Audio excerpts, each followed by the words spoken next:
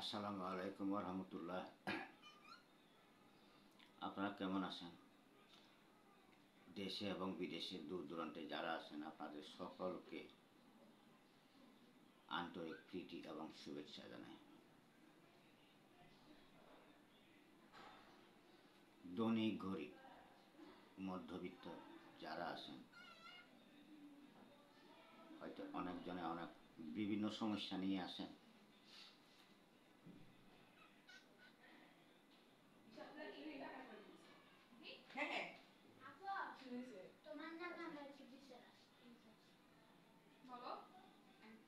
আজকাল পৃথিবীতে বলবো যে যত বড় ধনী হোক কেউ সুখী না, গরিব হোক কেউ সুখী না, মধ্যবিত্ত হোক কেউ সুখী না। তো শত্রু সবার কম বেশি আছে,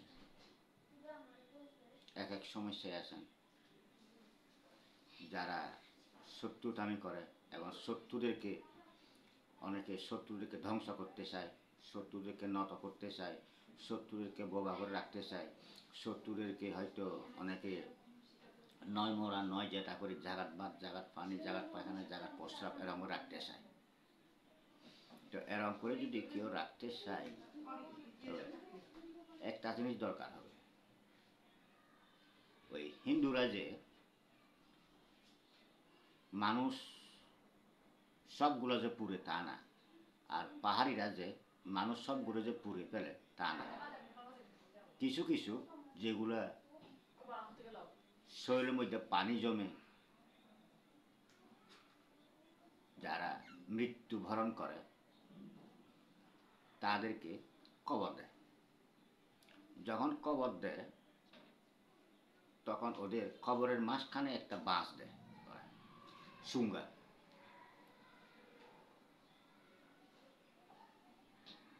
তবে সেই সুঙ্গাটা কিন্তু শত্রুদেরকে ক্ষতি করেন বা যাই করেন সেটা দরকার হবে। তখন সেই সুঙ্গার ভিতরে একটা তাবিজ লাগবে। ওই তাবিজটা ওখানে শত্রুদের নাম লিখতে হবে।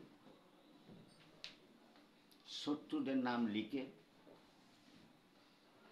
তখন প্রথম সুঙ্গার ভিতরে রক্ত সিন্দুর দিতে হবে। তারপরে মুরগির রক্ত এবং ডিমের কুসুম দিয়ে তখন মোমবাতি আগরবাতি জ্বালায় ওইটাকে বিষ দিতে হবে, অর্থাৎ জীবিত করতে হবে ওই তাবিজটাকে। তো এই তাবিজটা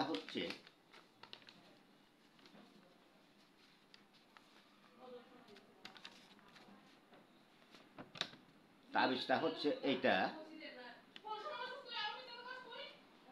এটাকে বলা হয় জ্বালামুখী বান, অর্থাৎ রাক্ষসী বান। অনেকে বলে, বেশিরভাগে বলে জ্বালামুখী বান, আর প্রায় মানুষে বলে রাক্ষসী বান। তো এইটা করলে কি হবে? রাক্ষস তো রাক্ষস, তখন নাকে মুখে রক্ত যাবে।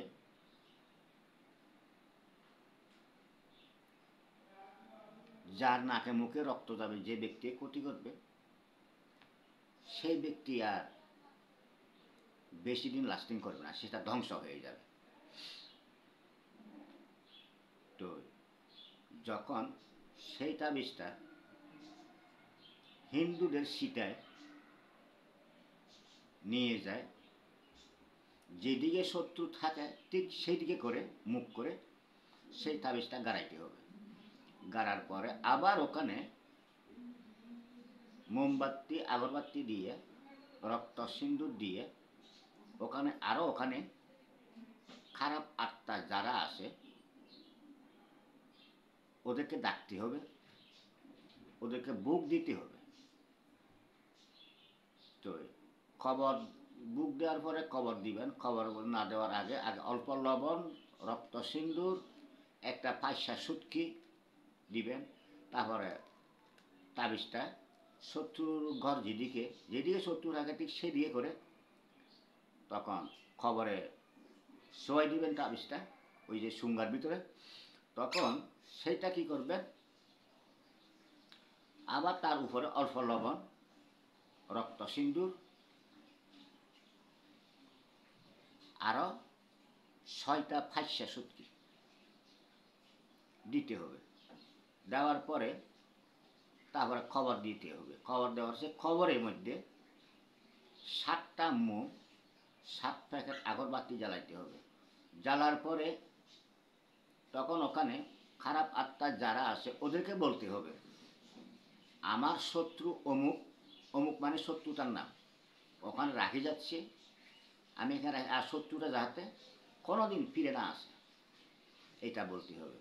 আর যদি বলেন যে ফুল ফ্যামিলি যাতে ধ্বংস হয়ে যায়, অথবা পুরো এলাকাবাসী গ্রামবাসী প্রতি সপ্তাহে 3জন 7জন করে পুরো এলাকাবাসী যাতে ধ্বংস হয়ে যায়, তাহলে ধ্বংস হবে। তবে সব কিছু কাজ করার পরে ওখান থেকে যখন উঠে চলে আসবেন তখন কিন্তু কারো সাথে কথা বলতে পারবেন না। আর যদি কেউ যদি কোনো মানব রূপে যদি ছেলে রূপে হোক মেয়ে রূপে হোক দেয়, কারণ জিন পরি হচ্ছে খারাপ আত্মা যারা আছে ওরা হচ্ছে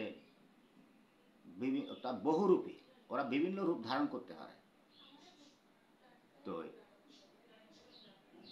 এখন হয়তো কুকুরের রূপ ধারণ করতে পারে, বিড়ালের রূপ ধারণ করতে পারে, কালো গরুর রূপ ধারণ করতে পারে, মানুষের রূপ ধারণ করতে পারে, ওরা বহুরূপী।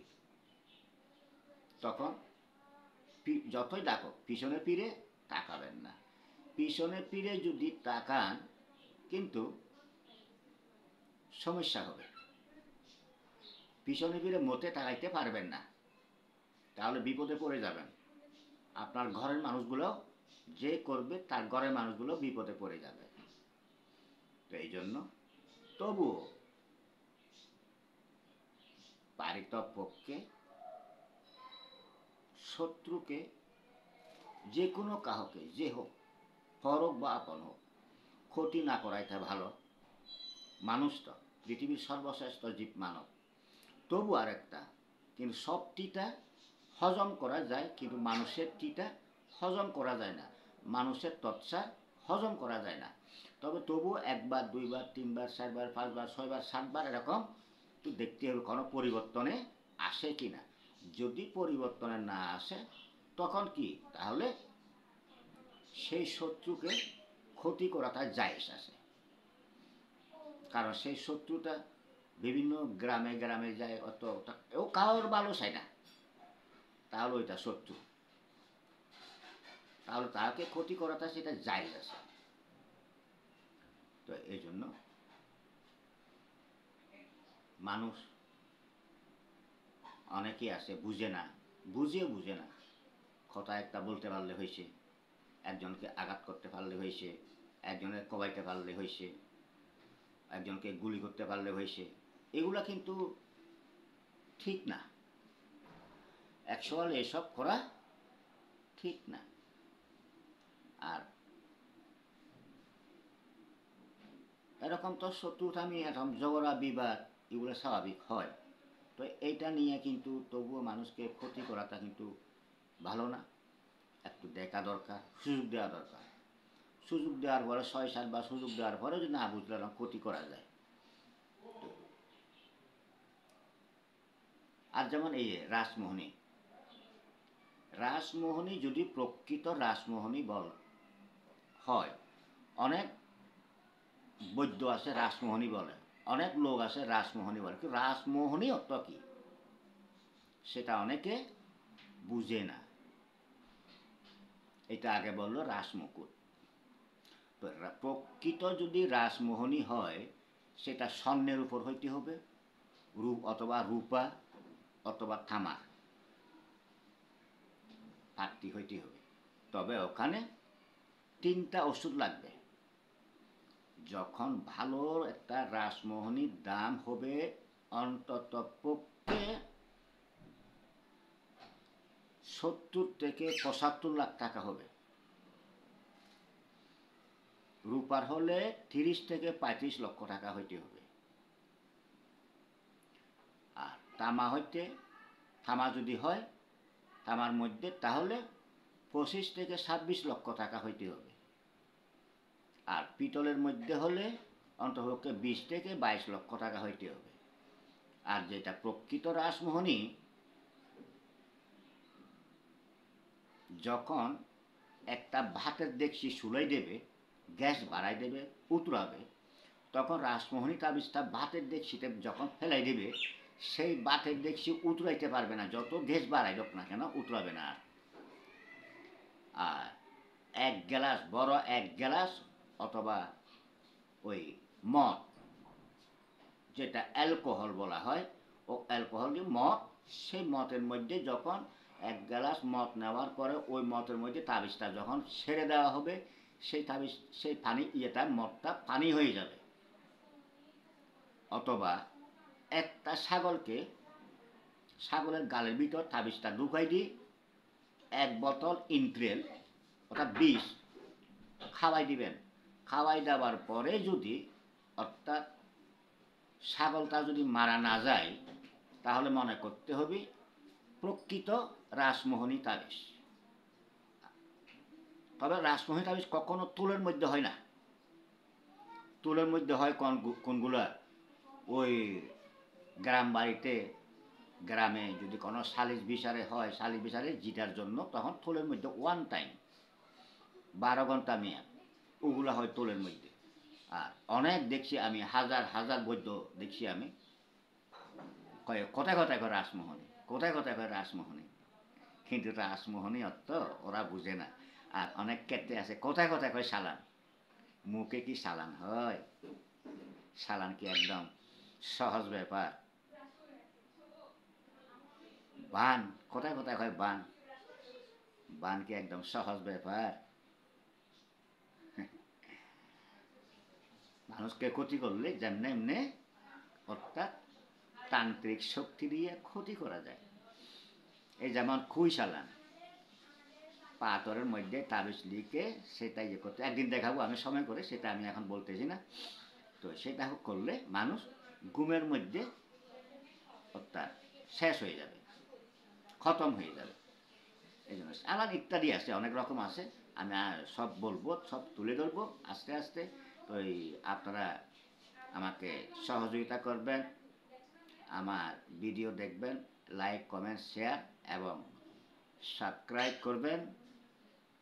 তো একজনের উচিলায় একজন, আর যদি কোনো ভুল ত্রুটি হয়ে থাকে সেটা আমাকে ক্ষমা করে দেবেন। আর কার কী সমস্যা থাকে আমাকে বলবেন, সেটা আমার আলাপ করার পরে হাজিরা দেখার পরে তখন কি লাগবে, কি না লাগবে, কি প্রয়োজন হবে, তখন আমি বলবো সেটা। তো আশা করি আপনারা অবশ্যই বুঝতে পারছেন। এবং যত বড় সমস্যা হোক, যেরকম বিপদ হোক, যেরকম শত্রু হোক, জমি হোক, বাড়ি হোক, উচ্ছেদ, তো এগুলো করতে যদি কারোর যদি সমস্যা হয়, যদি করার ইচ্ছা থাকে, আমার সাথে যোগাযোগ করবেন। আমি প্রায় সময় মোবাইল নাম্বার দিয়ে আমি এখনও দিচ্ছি 0178 77957 0178 77957। তো এই নাম্বারে যোগাযোগ করে আসতে পারেন আমার কাছে। কারো যদি সমস্যা থাকলে তো আমি সেটা সমাধান করে দেওয়ার জন্য চেষ্টা করব। সব কিছুর মালিক আল্লাহ রাব্বুল আলামিন। তবু তো ইফতারের সময় হয়েছে, তো আমি আপনাদেরকে আরও একবার শুভমঙ্গল কামনা জানিয়ে আপনাদের আন্তরিক এবং প্রীতি শুভেচ্ছা জানি হাসিমুখে কণিকার বিদায় নিলাম। আল্লাহ হাফেজ। আসসালামু আলাইকুম রহমতুল্লাহ।